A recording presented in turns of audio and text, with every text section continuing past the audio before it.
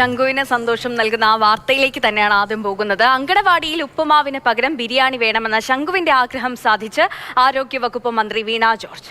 മന്ത്രി അന്ന് പറഞ്ഞത് പ്രകാരം അംഗൻവാടി കുട്ടികൾക്കുള്ള ഭക്ഷണ മെനു വനിതാ ശിശുക്ഷേമ വകുപ്പ് പരിഷ്കരിച്ചു. ശംഖുവിന്റെ വീഡിയോ ശ്രദ്ധയിൽപ്പെട്ടതിനെ തുടർന്നാണ് മന്ത്രി ഇങ്ങനെയൊരു ഉറപ്പ് നൽകിയത്. അതേസമയം തന്നെ കുട്ടികൾക്ക് ആവശ്യമായ പോഷകമൂല്യം അത് ലഭ്യമാകുന്നു എന്ന് ഉറപ്പാക്കിക്കൊണ്ടാണ് ഈ ആവശ്യം ഉൾപ്പെടെ പരിഗണിക്കുന്നത്. ഇപ്പോൾ പരിപൂർണമായി ഉപ്പുമാവ് നിർത്തലാക്കുന്നു എന്ന അർത്ഥമുണ്ടോ എന്ന കാര്യത്തിൽ എനിക്ക് സംശയമുണ്ട്. പക്ഷേ മെനുവിലാകെ ഒരു പരിഷ്കരണം വരികയാണ്. കുട്ടികൾക്ക് കൂടുതൽ ഇഷ്ടപ്പെടുന്ന ഭക്ഷണം, അതേസമയം രുചികരമായ ഭക്ഷണം, അതേസമയം അവർ കഴിക്കുമ്പോൾ അവർക്ക് അത് ശരീരത്തിന് ഗുണം ചെയ്യുന്ന വളർച്ചയെ കൃത്യമായി വളർച്ചയുണ്ടാകാൻ സഹായിക്കുന്ന ഭക്ഷണ ഘടകങ്ങൾ നൽകുക എന്നതാണ് ഈ പുതിയ മെനുവിലൂടെ ഉദ്ദേശിക്കുന്നത്. പഞ്ചസാരയുടെയും ഉപ്പിന്റെയും അളവ് കുറച്ചുകൊണ്ട് ആരോഗ്യം ഉറപ്പാക്കി പോഷക മാനദണ്ഡ പ്രകാരമാണ് ഭക്ഷണ മെനു പരിഷ്കരിച്ചിരിക്കുന്നത്.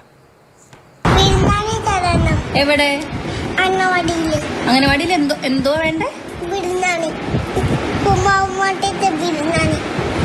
അംഗനവാടിയിലെ ഒരു കുഞ്ഞ് ശംഖു, അവന്റെ ഒരു വീഡിയോ വളരെ വൈറലായിരുന്നു.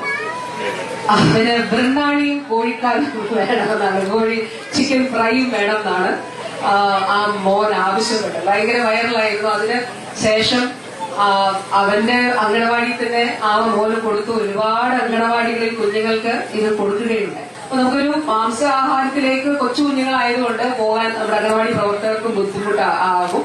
അതുകൊണ്ട് ഈ മുട്ട ഉപയോഗിച്ചിട്ടുള്ള ഒരു മുട്ട ബിരിയാണി നമ്മൾ ഇതിൽ ഉൾപ്പെടുത്തിയിട്ടുണ്ട്.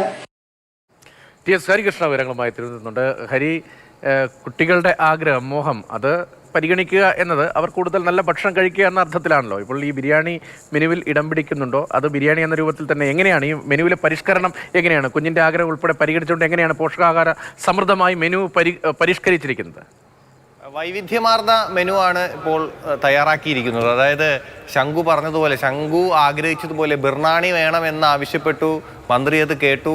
ആ മെനു ഒന്ന് പരിഷ്കരിക്കാൻ പറ്റുമോ എന്നുള്ളത് നോക്കാമെന്ന് അന്നേ തന്നെ ആരോഗ്യമന്ത്രി ഉറപ്പ് നൽകിയിരുന്നു. അപ്പോൾ അന്ന് ഉറപ്പ് നൽകിയതിന് പിന്നാലെ തന്നെ ഈ മെനു പരിഷ്കരിക്കുമായി ബന്ധപ്പെട്ട ചർച്ചകളൊക്കെ നടക്കുന്നുണ്ടായിരുന്നു. പ്രത്യേകിച്ച് പോഷകാഹാര സമൃദ്ധമായ രീതിയിൽ മെനു പരിഷ്കരിച്ചെടുക്കുക, പിന്നെ മാംസാഹാരം എങ്ങനെ ഉൾപ്പെടുത്താൻ പറ്റും, അങ്ങനെയുള്ള കാര്യങ്ങളൊക്കെ വലിയ രീതിയിൽ ചർച്ച ചെയ്തിരുന്നു. അതിന് പിന്നാലെയാണ് ഇപ്പോൾ മെനു പരിഷ്കരിച്ചിരിക്കുന്നത്. ബിർണാണി, ശംഖുവിൻ്റെ ഭാഷയിൽ പറഞ്ഞാൽ ബിർണാണി ഇനി അങ്കണവാടികളിൽ ചൊവ്വാഴ്ച ദിവസമായിരിക്കും ഉച്ചഭക്ഷണമായി മുട്ട ബിരിയാണി കുട്ടികൾക്ക് ലഭിക്കുക. അത് ഇന്ന് മുതൽ അത് പ്രാബല്യത്തിൽ വരികയും ചെയ്തു. ഇന്നിപ്പോൾ പത്തനംതിട്ടയിൽ നടന്ന സംസ്ഥാന അങ്കണവാടി പ്രവേശനോത്സവം ഉദ്ഘാടനം ചെയ്തുകൊണ്ടാണ് മന്ത്രി അത് സംസാരിച്ചിരിക്കുന്നത്.